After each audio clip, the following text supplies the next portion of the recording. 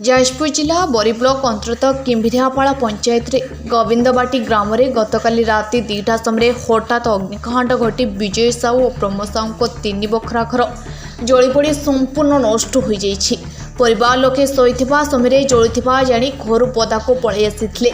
ଗ୍ରାମବାସୀଙ୍କୁ ଖବର ଦେଇ ଗ୍ରାମବାସୀ ଘଟଣାସ୍ଥଳରେ ପହଞ୍ଚି ଦମକଳ ବିଭାଗକୁ ସୂଚନା ଦେଇଥିଲେ ସୁଦ୍ଧା ସେମାନେ ପହଞ୍ଚିବା ବିଳମ୍ବ ହେବାରୁ ଯେତେ ଚେଷ୍ଟା କଲେ ମଧ୍ୟ ନିଆଁକୁ ଆୟତ୍ତ କରିପାରିନଥିଲେ, ଯାହାକି ଦୁଇ ଭାଇଙ୍କର ବହୁ ଧନ ସମ୍ପତ୍ତି ନଷ୍ଟ ହୋଇଯାଇଛି।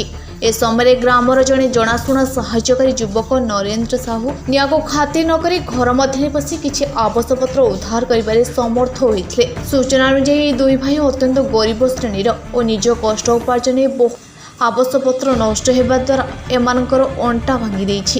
ଅଗ୍ନିକାନ୍ତ ସର୍ଟ ସର୍କିଟ୍ ଜନିତ ହୋଇଥିବାର ଅନୁମାନ କରାଯାଇଛି। ସରକାରଙ୍କ ପକ୍ଷରୁ ଏମାନଙ୍କୁ ତୁରନ୍ତ ସାହାଯ୍ୟ ଯୋଗାଇ ଦେବା ପାଇଁ ଗ୍ରାମବାସୀଙ୍କ ପକ୍ଷରୁ ନିବେଦନ କରାଯାଇଛି। ବ୍ୟୁରୋ ରିପୋର୍ଟ ସାମୁଦ୍ରିକ ଝଡ଼।